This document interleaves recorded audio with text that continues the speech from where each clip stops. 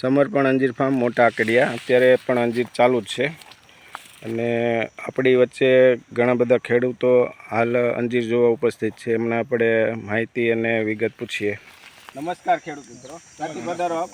ગાંધીનગર જિલ્લા. ગાંધીનગર. હવે તમે અંજીરનો તમને કેમ એટલો બધો ઉત્સાહ થયો? અંજીરમાં તમને શું નવીનતા લાગે? તમારા યુટ્યુબ ઉપર ઘણા બધા સમર્પણ ફાર્મના વિડીયો જોયા, બીજા પણ ખેડૂતોના જોયા તો લાગ્યું કે અંજીરની ખેતી ખૂબ ખેડૂતોને ફાયદાકારક છે ભવિષ્ય માટે પણ. ઓકે, તો એના ઉપરથી અમને પ્રેરણા મળી કે ભાઈ અંજીરની ખેતી તરફ જવું જોઈએ.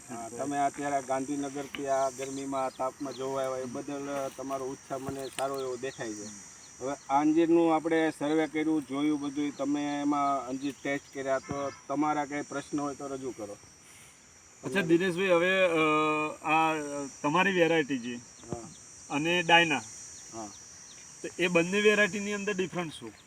જો આ જે વેરાયટી છે ને, આ મલેશિયાથી મેં ઇમ્પોર્ટ કરેલી વેરાયટી છે. આ વેરાયટીનું નામ GHG 120 હની ટેસ્ટ વેરાયટી છે. બરાબર.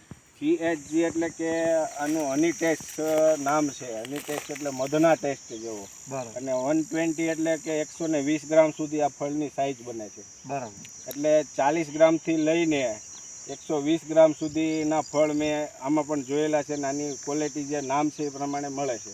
નામ છે એવા ગુણધર્મો પણ છે, કારણ કે મધનો ટેસ્ટ પણ આવે છે. હવે તમે અહીંયા અંજીર કોઈ ટેસ્ટ કર્યું અત્યારે? ડાયના વેરાયટીનો ટેસ્ટ કરેલો અમે. હા, ડાયનાનું કર્યું. આમાં કર્યું ક્યાંય? હા, આમાં કર્યું. હા, તો એ વેરાયટીમાં તમને કઈ ફરક લાગ્યો? હા, ફરક લાગ્યો કે આ વેરાયટીનો ટેસ્ટ ખૂબ સારો છે અને સુગરનું પ્રમાણ બી સારું છે. મારો એ જ કહેવાનો કે સુગર જેવું નામ છે હની ટેસ્ટ, આનું હની ટેસ્ટ જેવા ગુણ છે, એનું નામ જ છે. બરાબર. ડાયનામાં આ લેવલ નથી. ડ્રાય પ્રોસેસમાં ઘણી સમસ્યાઓ આવે છે, આવું મને જાણવા મળ્યું છે. મેં પ્રોસેસ કર્યા છે એક બે, પણ એમાં મને આમાં જેવું રિઝલ્ટ મળ્યું એવું નથી મળ્યું. બિલકુલ. બરાબર. એટલે આની અંદર પ્રોપર સુગર જ એટલું છે કે એની પ્રોસેસ થાય તો એ તમને ટેસ્ટ જે ઓલા જે માર્કેટમાં આવે ને એના કરતાં પણ બેસ્ટ ક્વોલિટીના બને છે. બીજો એક પ્રશ્ન હતો કે આ જે વેરાયટી છે એનું ગુજરાતમાં ગમે તે એરિયામાં આપણે વાવેતર કરી શકીએ. અમે ઉત્તર ગુજરાતથી આવીએ છીએ, એટલે ઉત્તર ગુજરાતમાં આ વેરાયટીનું વાવેતર થઈ શકે એમ? હા, તમે આ સરસ પ્રશ્ન કર્યો, કારણ કે ઘણા વિસ્તારમાં અંજીર બધાય ગમે તેમ વાવી દે. બરાબર. અહીંયા મેં વાવ્યા એટલે કે હાલો આપણે અહીં થશે એવું નથી, પણ આને વધારે હાઈ ટેમ્પરેચર, બરાબર, અને વધારે ભેજવાળું વાતાવરણ હોય ને એ આને વધારે પસંદ નથી. અને હાઈ વધારે પડતો વરસાદ પણ નુકસાનકારક છે. એટલે ઓછો વરસાદ પડતો હોય, પાણી તમને માપે જોઈએ છે, એટલે બહુ પાણીની જરૂરિયાત નથી. કારણ કે અત્યારે પણ તમે જુઓ છો આ 3 મહિના ત્યાં કંઈ પાણી નથી મળ્યું. ડ્રીપમાં ક્યારેક ક્યારેક ભેજ મળે છે 1 કલાક પાવરના હિસાબે. અત્યારે અંજીરામાં પુષ્કળ હોત. 2 વર્ષે હતા પણ આ વર્ષે નથી. કારણ શું કે પાણી પૂરતું નથી. પાણી પૂરતું ન હોય એટલે બરોબર ન આવે. ગમે તે વાતાવરણમાં તમે આ અંજીર થાય છે એવું નથી, પણ એનું રિઝલ્ટ અલગ અલગ આવે છે અંજીરની ક્વોલિટીનું. માનો કે અહીંયા ડ્રાય વાતાવરણ છે તો આની ક્વોલિટી અહીંયા એ લેવલની બને છે. પછી તમે સુરતમાં મેં વાવેલા છે તો ત્યાં ભેજવાળું વાતાવરણ છે, તો ત્યાં આવી એજીટીજ ક્વોલિટી નથી બનતી. થોડીક અમથી પેલી રહી છે અને એકદમ જે કલર આવવો જોઈએ એને નથી આવતો. એટલે આપણે બધા વિસ્તારમાં અંજીર આ જ ક્વોલિટીના થશે એવું આપણે કહી ન શકીએ. બીજું દિનેશભાઈ, મારો પ્રશ્ન હતો કે વધુમાં વધુ કેટલું ટેમ્પરેચર સહન કરી શકે પ્લાન્ટ? અત્યારે મને જ્યારે મેં રિસર્ચ કરીને વેરાયટી લીધેલી ને ત્યારે 48 ડિગ્રી સુધી અમને એણે ગેરંટી આપેલી છે. 48 ટેમ્પરેચર સુધી આને કંઈ જ નહીં થાય. અમારે એકચ્યુઅલી કેવું દિનેશભાઈ, અમારે જે ઉત્તર ગુજરાતમાં છે ને જનરલી ટેમ્પરેચર 45 થી 48ની વચ્ચે રહે છે. તો ત્યાં વેરાયટી ક્યાં સુટેબલ થશે એના વાતાવરણમાં? તો વધારે સારું રહેશે. જેટલી ટેમ્પરેચર વધારે રહેશે ને એટલું રિઝલ્ટ સારું આવશે. કારણ કે આ ટેમ્પરેચરના છોડ છે, વધારે વરસાદના નથી, વધારે ભેજવાળા વિસ્તારમાં નથી, વધારે ઠંડીને બરફ પડતો એવા વિસ્તારના આ છોડ નથી. આ વેરાયટી એની નથી ટૂંકમાં. બીજું કે અમારે જનરલી કેવું છે કે ઉત્તર ગુજરાતમાં પાણીની સમસ્યા નહીં, બરોબર? તો કેટલા અંતરે કે આને પાણી આપી શકાય? કેટલા દિવસે? 15 દિવસે તમે છૂટું પાણી આપી શકો. ધોરિયા મારફતે આપી શકીએ? હા, ધોરિયા મારફતે આપી શકો. જો અહીંયા મેં આ 10 ફૂટનો ગાળો છે ને, તો હું આમાં પણ પાણી આપું છું. પછી અહીંયા પણ મારે પાણી આપવાની વ્યવસ્થા છે તો એમાં પણ પાણી આપું છું. તો એટલે ભેજ મૂળ સુધી પહોંચે. આનું મૂળ છે તો અહીંયા સુધી પહોંચી ગયું છે, તો સામે સામે અત્યારે મૂળ આવી જ ગયા છે. કારણ કે 4 વર્ષ થયા અને હજી જેમ જેમ વધશે એટલે મૂળ આખામાં આવી જાય. એટલે પાણી તો બધે પહોંચવું જરૂરી છે. હવે આ ડ્રીપ છે ને, તો ડ્રીપનું કામ શું છે કે અત્યારે પાણી નથી તો એ 1 કલાક 2 કલાક એને ભેજ આપવાનું કામ કરે, એટલે છોડને જે જરૂરિયાત ભેજ છે એ પૂરતો મળી રહે છે. પણ ઉત્પાદન નથી આવતું, પાણી જોઈ પૂરતું. એકવાર છૂટું પાણી પીવે એ રીતે, એકવાર પી જાય ને મહિનામાં તો પણ તમને આનું ઉત્પાદન સારું આવી જાય. તમારે કહેવાનો મતલબ ભાઈ 10 કે 15 દિવસ એક વાર પાણી આપવું જરૂરી છે. હા, મહિને એકવાર મળી જાય અહીંયા અને એકવાર અહીંયા તો તમારે ઇનફ છે, અને પછી બાકી ડ્રીપથી તમે 10 દિવસે આપી શકો. બરાબર. ને દિનેશભાઈ એક પ્રશ્ન હતો કે માની લો વધારે વરસાદ પડ્યો હા, તો છોડને કેટલું નુકસાન થાય, ને માની લો નુકસાન થાય તો એને અટકાવવા માટે શું કરવું જોઈએ? જો બહુ વધારે આપણે 8મા મહિનામાં ઓગસ્ટથી લઈને આપણે 2 મહિના વરસાદ વધારે રહી છે, એવા પરિસ્થિતિમાં આપણે આના ફૂગજન્ય રોગ બહુ આવી જાય છે. ફૂગ લાગી જાય છે. ફૂગ લાગવાની મૂળજન્ય રોગ આવી જાય, પછી નેમેટોડ આવે, પાન ખરી જાય, પછી બીજી જીવાત કોઈ નથી આવતી પણ ફૂગ આવે છે. મૂળની આવે, પછી નેમેટોડ આવે, પછી વધીને મુંડા પણ આવે. આ 3 રોગ આમાં મેઇન છે જે છોડનું નુકસાન પણ થઈ શકે છે. નેમેટોડ એવા છે કે છોડ આખો એનું નાશ પણ થઈ શકે, એને ટાઈમે ઉપચાર ન કરવામાં આવે તો. બીજો એક પ્રશ્ન એ છે કે આપણા જે અંજીર છે પ્લાન્ટેશન કયા મહિનામાં સુટેબલ છે? વધારે જુલાઈ અને ઓગસ્ટ મહિનામાં વાવેતર કરવું જોઈએ, કારણ કે કોઈ પણ જગ્યાએથી રોપા તમે લ્યો, મારા લ્યો કે કોઈ પણ અધર કોઈ પણ જગ્યાએથી, તો એના પણ 1-2 વરસાદની જરૂર હોય છે.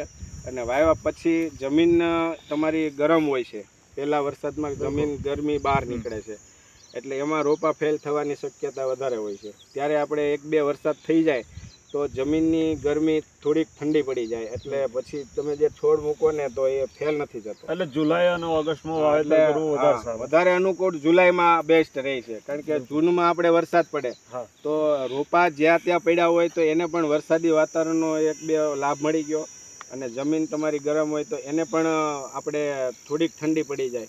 આ 2 ફાયદા થઈ ગયા. અને તમે જે ખાતર નાખ્યું છે, જે નેચરલ ગાય આધારિત ખાતર નાખ્યું છે, તો એની અંદર બેક્ટેરિયા હોય છે અલગ અલગ, તો એ બેક્ટેરિયાની મલ્ટીપ્લાય થવાની પ્રક્રિયા પણ ચાલુ થઈ ગઈ હોય. ત્યારે આપણે નાખ્યા તો એને બરોબર યોગ્ય પોષણ મળે અને તરત ગ્રો થઈ જાય, અને તરત તમારો માર્ચ મહિનામાં અને ફેબ્રુઆરીમાં પાકેલું અંજીર તમારા હાથ ઉપર હશે. આ અંજીરમાં એક પ્રશ્ન હતો કે આ અંજીરમાં આપણે વર્ષમાં કેટલી વાર પ્રોડક્શન લઈ શકીએ? જો આમાં શિયાળુ, ચોમાસું ને ઉનાળુ 3 ઋતુના ફળ બેસે છે. મારે આમાં મેં પ્રેક્ટિકલી અનુભવ કર્યો છે, એ જ તમને હું કહું છું. પણ મેં દરેક ઋતુના ફળ લઈને ટેસ્ટ કર્યો. વધારે પ્રોડક્શન ચોમાસામાં આવે છે, આપણે નવરાત્રી આજુબાજુ, બરાબર. પછી બીજું પ્રોડક્શન અમારે ફેબ્રુઆરી માર્ચમાં આવે છે, જ્યારે આપણે શેણાની મોસમ ચાલતી હોય, જીરા ને બધું નીકળતું હોય ને એ સમયમાં પાક આવે, એ અમારી બીજી મોસમ છે. પછી ત્રીજી મોસમ છે ઉનાળામાં, કે અત્યારે જો તમને આમાં ફ્રૂટ દેખાય છે, એ પાક છે મે મહિનાના અને જૂન મહિનાના આજુબાજુ. એ ફ્રૂટ આ વર્ષે અમને નથી દેખાતું, કારણ કે પાણી નથી મળ્યું. આ 3 ઋતુના ફળ પાણી હોત તો ફ્રૂટ વધારે, પણ વધારે પ્રોડક્શન ચોમાસામાં આવે, બરાબર. એટલે તમે ગણતરી કરીને તમારે હાલવાનું, તમારે કઈ ઋતુમાં તમારે માર્કેટ છે એ પ્રમાણે તમારે પ્રોડક્શન લેવાનું.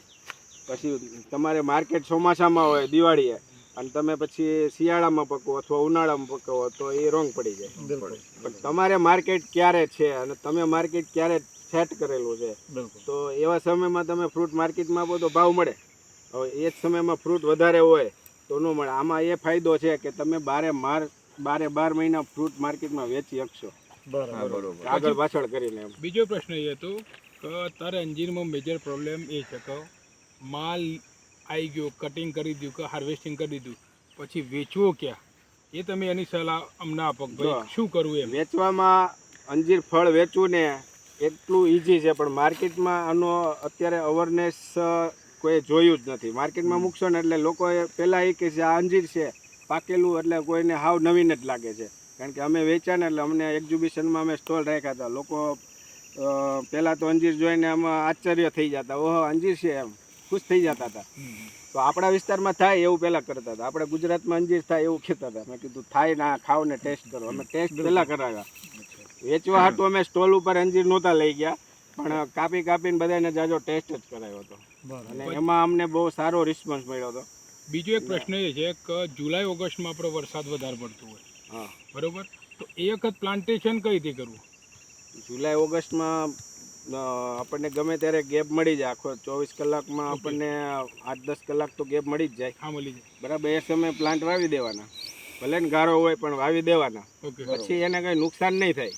રેડી. બરાબર. બહુ વધારે વરસાદ હોય ને તો થોડાક બેડ બનાવીને વાવેતર કરવું. ઓકે, તો માનો કોઈ વિસ્તારમાં વધારે વરસાદ પડતો હોય, પાણીનું અવર જવરની નિકાલ માટે પાણીમાં ડૂબી ન જાય છોડ, એના માટે તમારે 1 ફૂટ 1.5 ફૂટની બેડની સિસ્ટમ બનાવી લેવાની. તો તમને શું છે, પાણી તમારું છોડ ઉપર ટચ ના થાય એટલા માટે. સાઈડમાંથી પાણી નીકળી જાય. હવે દિનેશભાઈ, એક વર્ષની અંદર કેટલી વાર કટિંગ કરવું પડે? એક જ વાર વર્ષમાં કટિંગ કરવાનું. વર્ષમાં એક જ વાર કટિંગ. બિલકુલ. બરાબર. તમારો અને કઈ બીજું પથ્થરવાળી જમીન હોય માની લ્યો, હા. તો એમાં થાય ખરા? હા, પથ્થરવાળી જમીન આને વધારે અનુકૂળ આવે છે, પણ જ્યારે વાવેતર કરો ને ત્યારે કાળી માટીથી તમારો ખાડો ભરી દેવાનો. પછી તમારા મૂળ છે ને એ ઉતરી જાય, પછી એને પથ્થર નડતો નથી. બરોબર. અને આ પથ્થરની જ જાત છે, પહાડી વિસ્તારની જ જાત છે. બિલકુલ. અંજીરમાં દિનેશભાઈ કે ખાડા કરવા જરૂરી છે? આ ખાડા જરૂરી એટલે છે કે તમે કોઈ પણ જગ્યાએ હાર્ડ માટી, કઠણ માટી હોય તો 1.5 ફૂટ, 2.5 ફૂટ, 2 ફૂટ, 3 ફૂટ ઓરસ ખાડો કરો ને તો જમીન પોચી થઈ જાય અને એને પૂરતું ઓક્સિજન મળી જાય. પ્લસ એની અંદર હાઈ ટેમ્પરેચરના કિરણો પડે તો એની અંદર કોઈ પણ વાયરસ, બેક્ટેરિયા હોય, ન કામની ફૂગ હોય તો એ ડિટેક્ટ થઈ જાય, અને જેથી આપણને એ નડતરરૂપ ના થાય. એકચ્યુઅલી કેવું છે, મારા જે ઉત્તર ગુજરાતમાં જે ખેતીવાડી થાય છે ત્યાં એકચ્યુઅલી લોકો પ્લાવ કરી પછી એક ખેડ મારી અને ઉપર રોટાવેટર મારતા હોય છે.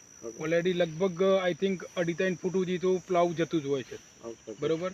તો ત્યાં ખાડા કરવાની જરૂર છે કે નહીં? નહીં, 2.5 ફૂટ પુલાવ માર્યું છે ને તો પછી જે તે જગ્યાએ તમારે માપ આવતું હોય ને ત્યાં તમારે 1 ફૂટ ખાડો કરી દેવાનો, એટલે તમારે એ કામ ઓછું થઈ ગયું ને. બરાબર. એ રીતે ચાલે. ઓકે. ઓકે.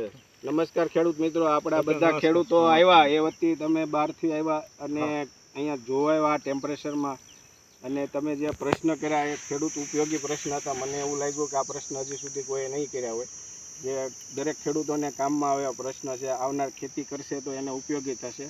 તો તમારા અત્યારે જે પ્રશ્ન હતા એ મને બહુ પસંદ આવ્યા. મેઇન વસ્તુ કે ઘણા બધા ખેડૂતો આવે તો એકને એક પ્રશ્ન થતા હોય, તો આ પ્રશ્ન થોડા ખેડૂતોને ઉપયોગી વધારે થશે. આભાર તમારો. દિનેશભાઈ, તમારો પણ ખૂબ ખૂબ આભાર.